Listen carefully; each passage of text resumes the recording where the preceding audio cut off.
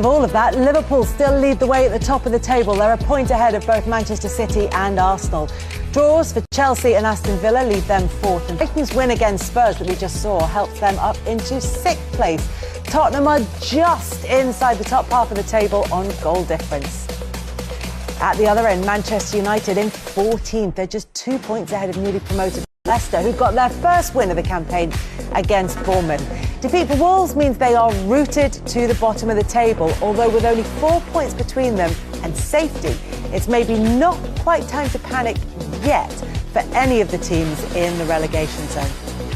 And we should probably say as well, Wolves had a really difficult start to the season in terms of their fixtures. Amina Rzouki and Shay Given are here to reflect on their big weekend of football. As you said right at the top, it feels like it's starting to take shape. Yeah.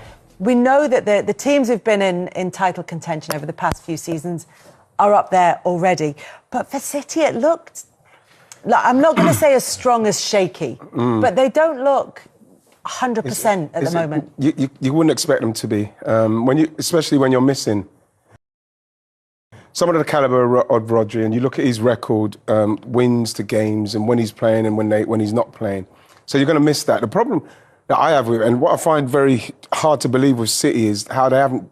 When Fernandinho was there, and they brought Rodri in with a couple of like a season or a couple of seasons before, played himself in. I'm very surprised they didn't do that. I know the people saying he tried it with Phillips, didn't work out, but I'm very surprised that Man City and their calibre have gone to the level where they've got Rodri and nothing else coming and nothing else in the pipeline to come now. What, they're going to buy someone in January? What are they going to do? You know, it just feels very surprising to me that they haven't covered, for me, their main position, especially when you look at his goals, his games and wins when he's playing in those games. And they got the win. So, you know, they would argue that it was a couple of draws in the games beforehand for Manchester City. Did they look like a team who should have cover for a player like Rodri, not a player of the level necessarily of Rodri? Yeah, I mean, you look at the result. If you didn't see the game, you think 3-2 was close enough. But if you actually really go into the game in depth and look at the game, Kovacic, you say, scored 2 goals, you think, oh, he's a perfect replacement. But if you look at the chances and the goals that Fulham scored, you're thinking that shouldn't happen for a Man City team. They look so open, so vulnerable. I mean, Traore could have had a hat-trick alone at the weekend. He was absolutely brilliant. But again, that player, right, he's probably right, they miss. You're always going to miss a Rodri, of course you are, but now they've got Kovacic and a couple of other players trying to fill in positions. Rico Lewis, John Stones maybe can play in that position, but they're not the same player. And it's a worry. You're sitting here on a Monday, they've won the game, they're sitting, challenging at the top of the league, but it doesn't seem right at Manchester City. There's something missing. Yeah, it was really interesting to see how close, as Shay says, that matchup was on the pitch and how close Fulham came to taking something from that game. Yeah, absolutely. And I think when you have that pace and the way that Fulham play right now, they're so direct, so counter-attacking. And when you don't have that player, that physicality, I mean, Rodri's so good, right? I mean, we always know that on the ball, this is a Man City don't need anyone. They don't even need Rodri on the ball. But off the ball, he becomes an imperial presence. And without him, they lack that physicality. They have lots of brilliant players, technical, can really play on the ball. But without it, you just feel like they're going to lose some of those duels. They're going to lose those matchups in this kind of open game. And you need someone to... They already changed last season because they were a lot more direct with Doku and introducing that. They had less control in midfield already when you compare that to the season in which they won the treble. But now, without Rodri, with this trying to find their feet and trying to find different players and insisting on perhaps Rico Lewis, which he's a great player, but in my head I'm thinking, should we have Stones in the middle? Should we have like a way, an alternative to just introduce that bit more physicality there? I just feel that for that player, they can't afford to lose that player. And then you look at Fulham side, we have to give Fulham a bit of credit. So it isn't a player like Rodri, it's Rodri. I think, we're not seeing numbers like he's put up in respect of him playing and them winning. So when he's not about, they need to get somebody as close to that as they possibly can. And obviously it's going to be very difficult. But if someone's going to do it, then Pep will move the chairs around and hopefully it'll work for him. But Fulham themselves as well, though, you have to say, they ain't lost since August. A team that's played very, very well. But when you looked at City, they just looked very, very open. And I know he's got pace, great pace in some of the chances, but not all of them was just pure pace. No. It was the way they went through them as well. There was a shot, sorry, you mentioned Pep there. There was a shot after the game, Kelly, at the end of the game, and Pep was standing there. He came on the pitch and he was just looking like I know they won the game, but there was no joy in them winning. He was looking more worried. He was looking concerned. What just happened? Yes, it felt like they scraped the 3 points. They've got over the line, but there's lots of things to sort out there. I mean, you mentioned the midfield that didn't place Rodri. The other person I mentioned to me before was Haaland. If something happened to him, last year they could fall back on Alvarez. He's gone out the building as well. So they don't look the force they have done in the last seasons. There's concerns from a City point of view. It feels like there's a chink. I don't know what it is. I was doing a show the other day and I was saying, you just feel there's something's not quite in line, but you can see they could probably put it right. And we also know that City traditionally finished the season incredibly very strong, strongly, so they can afford to have a little bit of a wobble. It's just what happens longer term. They don't want to fall too far back when it just feels like it's going to be another incredibly close Premier League season. Having said all that about Manchester City, Fulham have got previous for performing well against teams who are towards the top of the table. Yes, they've done well this season, but if there is any weakness to be exploited, you know that Marco Silva's Fulham can take advantage. Yeah, they can do that, especially they've got quality players, especially for that level of what they're playing. Iwobi, Emil Smith-Rowe now, Robinson's very good on that left side. They activate that left side. I think Jimenez up front now, we're starting to see somewhere near what he was capable of doing before the head injury, and you're starting to see his move. I think his assist was probably the best assist of the season. Yeah. Unbelievable. People will say that, but it's just like he just put it in there. He put it into an area that he believes someone should be, and someone was there. But like the way they played through City, with the way that they can play, and obviously Traore, he should have scored actually to the point where Pep was speaking to him afterwards, telling him how to finish, what you should do, but he should have finished at least two. He should have finished all three of them. But like Fulham can't be underestimated in what Marco Silva's doing with them, because they play from back to front. They've got plans in every department of the field. Yeah, and you look at that run of form that Fulham have been on. They've got the wins in there. Yes, there are a couple of draws in games, maybe particularly against Ipswich, that they would be expected to go into and win in there. But they're performing to a really high standard. And if their manager, if Marco Silva's looking at performances, there's certainly a lot, particularly in that game against City, for him to be happy with. Yeah, I mean, he was frustrated after the game as well, Marco Silva. You could tell they should have got something, minimum a draw from the game. They were that good. And again, you show the graph there. They've had a brilliant season, haven't they? Played against Newcastle, my old team, a few weeks back, and they played them off the park, didn't they? They were so strong that day, and there's lots of positives for sure at Fulham, and the only way, they keep popping along the way they're going. They're going to have a good season. I think. Yeah, they feel like they go under the radar every season, Fulham, even though there have been improvements, and they are capable of pulling some really big results. They were so close to getting another one against Manchester City. They can pull these big results out the bag. Yeah, and I think that's credit to Marco Silva and the way that he's created this team to be so direct and to also play off the fluidity and chemistry between certain players, like Jimenez, ones who played in different clubs before, already had some sort of chemistry. Like, let's utilise that, Jimenez and Traore. And the midfield is really important, because I think they're very good at winning back possession, at being direct, at quick passes going forward. And so it's exactly that. It's being able to weave your way through, to find that out ball, to utilise the pace, to go on the wings. And I think that we've always seen, even when we had rock and roll football under Klopp, that direct football is quite difficult for Man City to handle anyway. And this is in their heyday with Rodri and whoever you say. It's always been something that they've struggled with. And now without him, that's going to be even more a concern. Yeah, it's a concern for them. For Fulham, the only thing to take out of that game, and there'll be a few things where Marco Silva thinks so close to getting something from that game, as you've all said.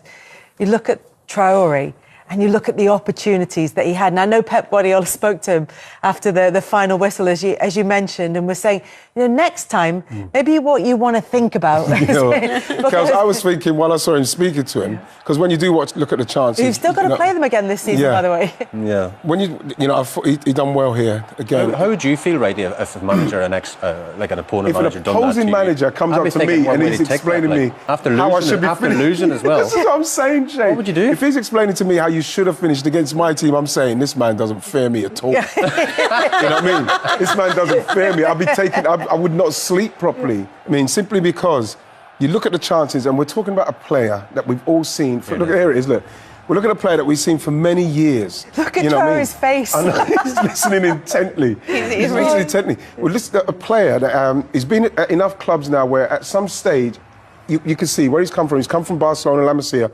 He's got pedigree. But at some stage, he's got to sit himself down and say, listen, I need to do more. I've got so much to give. And all it is working on certain situations that you're going to get in when you've got the pace that he's got. So then you work on finishing. You work on you certain should be able to work on that, ready. Like, get a goalkeeper, even a young goalkeeper, at the end of a training session, go 1v1 with that pace, like, go match pace as much as you can. Yeah. And like the one there, Ederson, go round him. You've got the pace. Ederson won't be able to catch it. No one can catch him. You're not going to catch him. Touch it round him and put it into the empty net. It's just, everything's so quick. You can't really have that calmness in front of goal, isn't it? I was going to say they had this with Vinny Jr. in Real Madrid, and there was so much criticism for him at the time. They were like, he's so fast, his decision making is terrible. He's never making the right pass, he's never making the right cross. And it was, well, maybe he's too fast, which is a little bit of what we're saying about Adama Traore as well. And it's how do you help that? But eventually, it is working one-on-one. It is doing the muscle memory. I mean, you have to have a coachable player, but there is so much that you can get. Yeah, but I heard Pochettino when he was, when he was at PSG, saying that they're teaching Kylian Mbappe to slow down. Yeah. You know, they're teaching him to slow down when you get into those positions, and it can happen. I played with Mark Overmars. I've never played with anything that quick no one that quick, Kels, and he's obviously so quick that he gets himself in a position where he doesn't even look to pass to anyone because you can't get there as quick as him. But like, all he used to practice was that pace running through, because he's probably going to go past a lot and then finishing clinically. That's what he should have been doing. He should have been doing that years ago. I'm getting flashbacks to Forrest Gump, where the crowd just kind of run, Forrest, run. Stop, Forrest. I put it down to him. Yeah. Maybe that's why he's looking at him so intently. Because he's got to, at some stage, say to himself, I could have worked on this a long time ago. Could you imagine? Well, where a player of that calibre... This is what I was going to ask. Yeah. And we've all mentioned this, that everywhere he's been, the amount of different voices he will have had, presumably all telling him the same thing. If it's that but clear to everyone the biggest else, voice, the most important voice is the own voice in his own head. He's going through, he's the person in that pressurised situation, and the voice in his head is the one, maybe he's giving him the wrong sort of thing. I'm not good at this, I can't do this, I've been here before, I've missed so many chances. And again, probably Wrighty's the right person to ask, is then when you're in that position, you know, it's nearly panic stations. I'm in the position again. I was in this last week against Man City. It's kind of like you get nervous, don't you? You get anxious. I don't know. He's got to work on those things, because you look at him physically, he's an unbelievable specimen, and he's obviously working on that. Yeah. You know, I'd say if you're putting half as much work into how you look, because you look amazing, into the situations that I'm going to get into because of my pace, to finish on goalkeepers that are in the positions where you saw them, Shay. With his he could have knocked it past and still got it in. He should know these situations as they're arising, because he'll have been in position so many times. So, you know, it's purely down to him for me. The only thing I would say on just the final, and I hope that doesn't come back to haunt Man City, that Traore scores at the Cottage, you know, in 6 months' time. Because he's been practising his finish. You know what I mean? He's like, do you know, Pep Guardiola said one thing to me after that game. And it changed my whole life. We don't need that. But, you know, if he is that player who then does finish all these chances and he is scoring hat-tricks against Man City, then he's not going to be at Fulham for Absolutely much longer. not. He wouldn't be. You look at how he is now, and I'm sure that when he was younger, we saw him. And when we saw him when he was younger, you'd think, oh my gosh, when this guy gets it, he's going to be a problem. And we're still actually waiting for him to get it. Do you know what? As much as we're saying City had that wobble, they come away with the 3 points from the game in terms of the performances. And it's also the case that Arsenal didn't look quite at 100% either against Southampton. And they went a goal down in that game. Well, again, it's a situation where Arsenal know exactly what they need to do this season. They've done it for the last couple of seasons. I think the first season was one where they tested it out and they was very happy that they can compete. Last season, very disappointed they didn't finish it off when they played so well to get to where they got to. And this season, they've started the season knowing that they're not giving anything in respects of margins. They know what it takes. You know, last season, in the second half of the season, Kels, it was 19 games, 16 wins, 1 draw and 1 loss against Villa, and it was enough for them tonight to not win the league. So I think that they're going out there as poorly as they've played against Southampton, and they're trying to get it done at the moment, especially without someone like Martin Odegaard. You know, you're trying to get it done without someone like Martin Odegaard, but like Southampton came and they made it very difficult, like everybody's going to do. And I think they overcame it again. And beat them. And that's what you've got to do at this stage. Yeah, just playing through it and making sure they take all 3 points. Yeah. And Bukayo Saka is hitting incredible numbers for Arsenal this season. Well, the thing is that he's somebody that... Which you have passed on, but I'm just going to let you do them because No, there's Kels, loads of them. it's just that he's consistency. Yeah. That's what it is. You know, he's constantly being compared to different players and what they're doing. But like his consistency since he's been in the team has been amazing. I think at the moment, out of the top 5 leagues, he's got the most assists.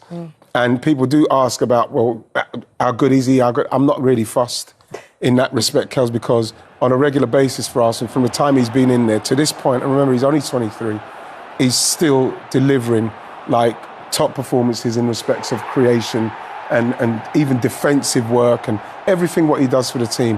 One thing that we were worried about at Arsenal is the amount of games he plays, and hopefully it doesn't break down. But when you look at him, he's doing everything that...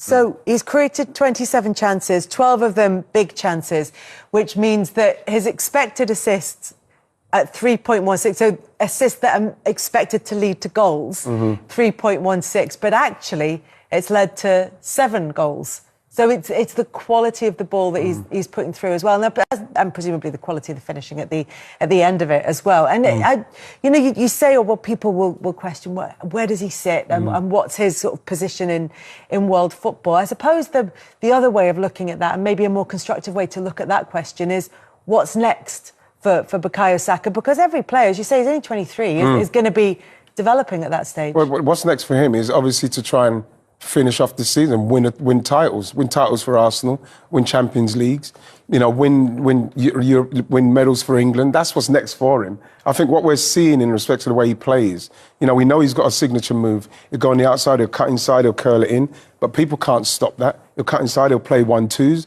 but people can't stop it. The main thing for him is to keep working on the good things that he does.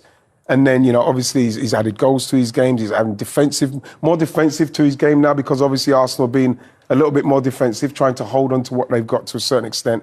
But for him, every aspect of what he's asked to do, he does it. He does it well. And he is sort of looking, as you say, he'll be working every day on trying to improve it. But where he is right now is so crucial for Arsenal. It's just whether, I don't know, maybe those players that he might want to be mentioned in the same breath, they have moments, they have games, they have occasions that kind of stand out. He's still got plenty of time to get one of those as well. Yeah, I mean, it's a crazy conversation, because I think we're all agreeing that he's one of the best players in the Premier League.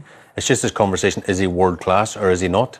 And I think the only thing he's only 23, so he's got years ahead of him to become world class. If that's what when you talk about world class, you're talking about Ronaldo's, Messi's, Maradona, Pele, players of years gone by. Pretty much generational talent. You know we have Messi but and Ronaldo at the same time. I don't think Saka can't be that in the years to come. If I was right, he picks up trophies, wins the Premier League, wins a World Cup for England. He's world class then, because he gets his hands on the silverware. People, the way you said it there makes sense, because that's what you expect. When you watch the World Cup, that's what you see. You've seen world class players, and Zidane and Kaká and all those players. You've seen them, and they've won the World Cup. It's the way that people are throwing this about, he's not world class, he's not world class. It's really just a clickbait kind of conversation. It's so annoying, it is. Right, we'll leave that one there then. It's time for a break. As we said at the beginning, it looks like the sort of usual contenders are in the mix at the top of the Premier League table. Liverpool are the ones who lead the way at the moment. There's only a point in it between Liverpool, City and Arsenal, and they've had a relatively gentle start to the season in terms of their opponents. They haven't had one of the big boys yet, unless you count Manchester United, which I'm not sure. Kelly's just trying to talk them down, isn't he? No, it's not. What I'm saying is it's actually, for a new manager coming in, and with the expectations of previous seasons coming in, it maybe feels like this has been a really good set of fixtures to try and adapt to what Arne Slot wants from the team. But the thing is, Kels, it's fantastic. He can't choose the fixtures he gets, but for him to come in to a club like Liverpool with Klopp leaving, ideally, if you could get fixtures, then you'd want these ones. But you can imagine, Kels, it's been brilliant what he's done. What is it, 8 out of 9 he's won? So it's magnificent for him to start like that. But you can imagine if it doesn't start like that for him, where the pressure's coming from. And what I like from him is that he's playing it down, because he doesn't want to be remembered for the best start to a Liverpool manager's career, I should say, because he knows what's to come. And this is what I really like about him. He knows what's to come. He's got players in his team that know how to tread the balls. So he's somebody that's kind of just continually just knock the next game off. That's when we should start judging Liverpool, when they do start getting... Because what happens if they go on a run and they're still winning these games? People are going to have to start to believe. This is the thing, when you look at what they've got between now and the next international break for Liverpool, this is when we're going to be able to work out and assess more accurately what the rest of their season is going to look like, because they've got Manchester City in there, they've got Brighton a couple of times who've got really good performances up their sleeve. They've got big European games to come as well. So this is where they head into that crunch time, and they're coming up against Xabi Alonso's Bayer Leverkusen after having had opening conversations with him to become their new manager. So it's going to... sorry, not Manchester City. You've got Arsenal sort of coming up in there. Chelsea, who may have drawn at the weekend and have been a bit hit and miss, but have also got really good performances in there. Yeah, I mean, there's a lot to credit him for, considering the defensive solidity that he's brought in, the way that the team play in rest defence, you know, when they can attack, how they're all aligned and assembled on the team so they're not counter-attacked to oblivion. So he's obviously brought in a lot of restraint, but I think there are also some question marks of whether or not they're generating enough chances, considering how much attacking geniuses they do have up front and all of that talent up front. Are they generating enough? But the question is exactly that. It's too early, because they've had, I mean, Wolves would just die for this run-in, right? But it is an easy start to, but it builds confidence, and then it allows these players to start finding their feet, and it's a gentle start. But you're right, we get to judge this in the next lot of games. I think it's good, especially for someone like Gravenberch. In the way that he's adapted to that position. These games has given him the confidence, and he's now got the momentum where he's outstanding. He keeps getting man of the match. Outstanding performances. And what we're seeing is that obviously against maybe that calibre of opposition, his true abilities are coming out. But what he's doing to show us is fantastic. The way he can dribble out of trouble, he can pass out of trouble, he can stop, he can break up possession, and then he can progress the ball. You know, these kind of games will only give him confidence for the games to come. Yeah, and those bigger games that are coming in, you know, as Mina said, it is a change of style under Arne Slot, and there is going to be this kind of, I don't know, more patience required in terms of watching this Liverpool team, because it's not chance after chance after chance. I wonder if that might be a more useful approach against the bigger teams, actually, if that approach might look a little bit stodgy at times against kind of teams that Liverpool are expected to blow away, but might actually be more fruitful against the... Well, it sounds like they want more control under the new manager. I think controlling games rather than just, you know, heavy metal chasing after everything. When they get the ball, there's more control, you know, more sort of possession, keeping the ball and building through the thirds. But what I like about the manager as much as anything, Kelly, is his personality. You know, this time, well, whenever Klopp announced he was stepping down, it was like alarm bells was going off around Anfield, around Liverpool, around the Premier League, saying this is going to be a Man United Mark II. There's going to be a drop-off after Klopp. It's going to be a nightmare for the football club. But what Slot has done, he says, you know, I'm not going to change too much. I've got a squad of unbelievable players here, and again, it's about the man management, getting the best out of these players, because he's got world-class players, you know, and he hasn't changed too much. And again, go back to the game at the weekend, they should have been out of sight. I know we had that controversial sort of thing that Van Dijk got hold of Guehi that could have, you know, lost 2 points, but Jota had 2 or 3 chances. He should have been more clinical. So if you're going to be critical, they should have took more of their chances and put Crystal Palace to bed earlier. You know, as well, Kels, is that I'm pleased for him the way it started, because if it doesn't start like it has gone for Arne Slot, especially with Virgil van Dijk's contract, Mo Salah, what's going on with Trent Alexander. If you're starting to get into the situation where he's losing games and these things are happening with these great players coming to the last year of their contracts, you can imagine what the noise will be like. So it's really helped him as well, this kind of run. Actually, Trent's interview was very telling in the sense that he spoke about having all those one-on-ones with the coach to develop that defensive side to his game, which has always been criticised in the past. I mean, he's a brilliant player, but having that to add to his arsenal, what he can do as a player, is remarkable, because then you're saying if you're also working on the small weaknesses in certain players, you're giving that time in this run-up when it is easier fixtures, then you have more time to devote to your players to develop that. Then when it becomes harder, and then you can start seeing the development in Trent and how much better he is defensively, what other players are also developing under him. That's the difference between a great coach who can last in Liverpool or one that will leave soon. So if we're saying that sort of title challenge is going to be between those three